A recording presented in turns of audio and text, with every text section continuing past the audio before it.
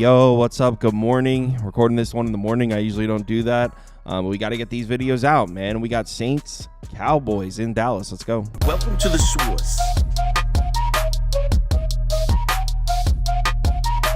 The source.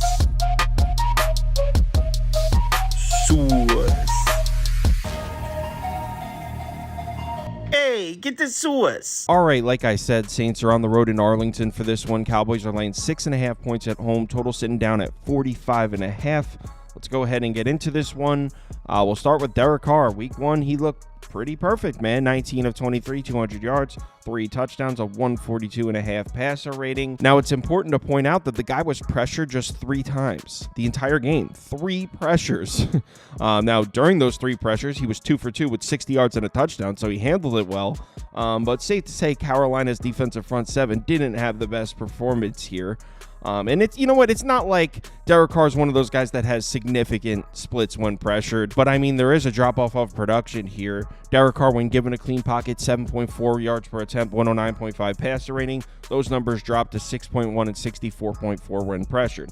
So got to get pressure on Derek Carr. Panthers only did so 3 times in that game. If there's one thing we know about the Dallas Cowboys defense, is they're coming for the quarterback. In week 1, Deshaun Watson was pressured on 42.9% of his dropbacks. That's the 3rd most in the NFL. So the pressure was there against the Browns. And if we go by last year's metrics, the Saints offensive line is nothing special. 24th in run blocking grade, 25th in pass blocking grade. Now, you'll notice that they're actually 8th in adjusted sack rate, and we'll get to that in a second. That's because Derek Carr is a guy who gets the ball out quickly, and like I said, we'll talk about that in a second. First, let's bring up the Saints offensive depth chart here. Is it possible that the Saints offensive line is improved? I mean, Derek Carr was pressured just 3 times in week 1. I feel like that is something we need to consider here. I mean, they did draft Fuaga in the first round, put him at left tackle. Trevor Penning, who struggled at left tackle in his rookie season last year, they move him over to right tackle. I mean, is it that hard to believe that they hit on Fuaga and Trevor Penning after struggling his rookie year, moving him over to right tackle, and he's actually improving? I don't think that's crazy. Maybe the Saints offensive line is a little bit better, but like I said, you have to consider the time to throw here. Last year, on average, Deshaun Watson 2.8 seconds before he throws the football. Derek Carr 2.5. Now, 0.3 seconds, you might not think that's much of a difference, but that's actually the difference between 42nd amongst quarterbacks and 9th. So Derek Carr, a guy who gets the ball out quickly, and check this out. Now, this is just data. You make your own opinion. So, last season, the Saints played 17 games, obviously. You want to know how many of those games were against top 10 pass rushes? Just 3. That's also a testament to how weak the Saints' schedule was last year. The NFC South is ugly, but anyway, so they played 3 games against top 10 pass rushes. Look at Derek Carr's passing numbers in those games. 221.3 passing yards per game, and I suppose that isn't anything crazy. 7.36 yards per attempt, a passing success rate over 50%, and an average passer rating of 108.75. So Derek Carr was better when he played defenses that have pass rushes. Look at the Saints' overall offense in those games. Over 28 points per game, over 5 yards per play, success rate of 43%, that's about average, but a 17.33% offensive DVOA, which would put them towards the top of the league. So the Saints played their best offensive games against teams that have pass rush. Now, could it be because Derek Carr gets the ball out quickly that you have these defenses that rely on the pass rush? They're anchored on getting to the quarterback, and if they're unable to get to the quarterback, they actually don't look as good. I mean, maybe that's possible. Now, they did play 1 game, and I mentioned they played 3 games against top 10 pass rushes. They played 1 game against the number 11 pass rush, which was the Giants. They beat the shit out of them too. Derek Carr threw for over 300 yards and a touchdown. Look, I'm not saying we should draw any crazy conclusions from these numbers, but I feel it is interesting to see that Derek Carr and the Saints offense played much better against good pass rushes, because the Cowboys do have a good pass rush.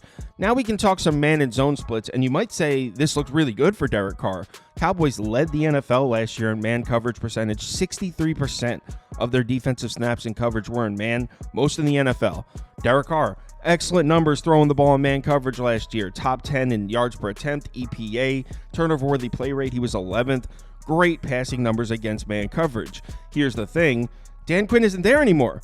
Mike Zimmer is now coaching the Cowboys defense, and what we saw in week 1 was a lot of zone coverage. 77.65% of the Cowboys defensive snaps in coverage last week were in zone, 7th most in the NFL. So Mike Zimmer, I mean, I think we all expect him to run a lot of man coverage this year. That's what he used to do years ago, but he hasn't coached an NFL defense in years. He's been with Coach Prime at Jackson State and Colorado as an analyst. This is his first time coaching an NFL defense in a few years. So maybe he's a zone coverage guy now. I mean, I think it's impossible to say. The only one that could answer that question would be Mike Zimmer himself.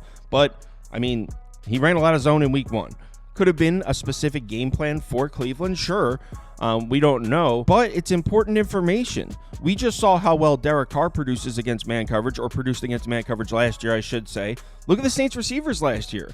Chris Olave, one of the best man coverage beaters in the NFL. Same goes for Rashid Shaheed. He's got excellent numbers against man coverage. So if the Cowboys are running zone now, that's something we need to consider. Now, personally, I think it's just one game. I think we'll see them start to run some more man coverage in week 2, but we'll have to wait and see. Now, one thing I don't expect to see here in week 2 is this. The Saints rushing numbers: 37 carries, 180 yards on the ground, 4.9 yards per carry against the Panthers. I mean, look, the Saints were one of the worst rushing attacks in the NFL last year. 30th in yards per carry, 19th in rushing EPA, 11th in rushing DVOA. This is not a great rushing attack. And the Cowboys' run defense isn't anything special. They were pretty average last year, but I don't expect the Saints to go on the road in Arlington and run the football. I'm not saying they'll be completely shut down, but I think we can hang our hats on the fact that the Cowboys defense will do a much better job than the Panthers did. So, yeah, I don't expect the run game to be there like that for the Saints. But overall, on this side, I think there is a path to the Saints scoring points here. I think Derek Carr could have himself a nice game if he's able to get the ball out quickly, try to take that Cowboys pass rush out of the game as much as he can. I think there's a path to the Saints scoring points here. But now we get to the other side, and if you're a Saints fan or if you plan on betting the Saints, you should probably shut the video off now, because this is where it gets bad for you. Dak Prescott at home. I mean, over 73% completions last year, a 120 average passer rating, 22 touchdowns, 3 interceptions. Dak Prescott at home last year was one of the best, if not the best, quarterback in the NFL. So that's a terrible start. Also, the Saints run man coverage. In fact, the Cowboys were first in man coverage frequency last year. The Saints, Dennis Allen's Saints defense, was second. They run a lot of man coverage, and Dak Prescott and CeeDee Lamb cook on man coverage. No quarterback wide receiver duo were more efficient against man coverage last year than Dak Prescott and CeeDee Lamb. Actually wasn't even close. Here are Dak's passing numbers against man coverage. I mean, 5th in yards per attempt, 4th in EPA, 6th in turnover worthy play rate. Look at CeeDee Lamb's receiving yards against man coverage. 4.35 yards per route run is nuts. I mean, I think second place was like 3.4 or something. Like, he was the best receiver in football against man coverage, and it wasn't close. A 150.4 average passer rating when targeted against man. So when Dak Prescott throws the ball to CeeDee Lamb and the defense is in man coverage, he has a passer rating of 150.4 for the season. So yeah, Dak and CeeDee Lamb cook on man coverage, and the Saints run a lot of man coverage. Also, it gets even worse for the Saints. Marshawn Lattimore is banged up. He might not even play. He's their best cover corner. I mean, they run a lot of man coverage. He's the anchor of that. He's their best coverage guy. He would probably be the guy that lines up on CeeDee Lamb a lot of the game.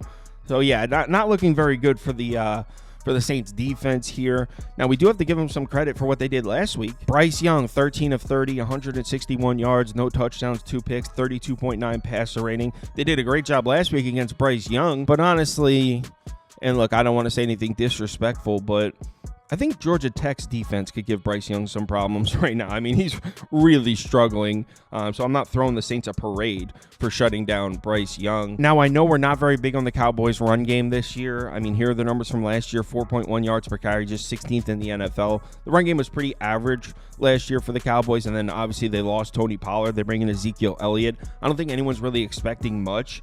But keep in mind, the Saints' run defense was bad last year. 23rd in run defense DVOA, 22nd in yards per carry allowed, and I actually expect it to be worse this year. So I actually like the Cowboys to run the ball too. So overall in this game, as much as I think Derek Carr is going to make some plays and I think the Saints will score points, I don't know how they're going to make stops. So as far as placing a bet, I have two. I took the over at 45.5, and I took the Cowboys team total over 26.5. So I bet both of them over 45.5. Cowboys team total over 26.5. If you want to see all the bets I currently have open for this weekend, and I think I have 6 or 7 of them at the moment, head over to KyleKirms.com and click on open bets. You'll see all mine as well as the bets from everyone on the staff here. So head over there if you're interested. Also, if you sign up for Sauce Network Plus, you get access to the Discord and you can participate in the weekly betting league. So head over to the website and sign up if you're interested. Let's have ourselves a nice week 2 here. Remember to bet responsibly, and I'll talk to you in the Discord.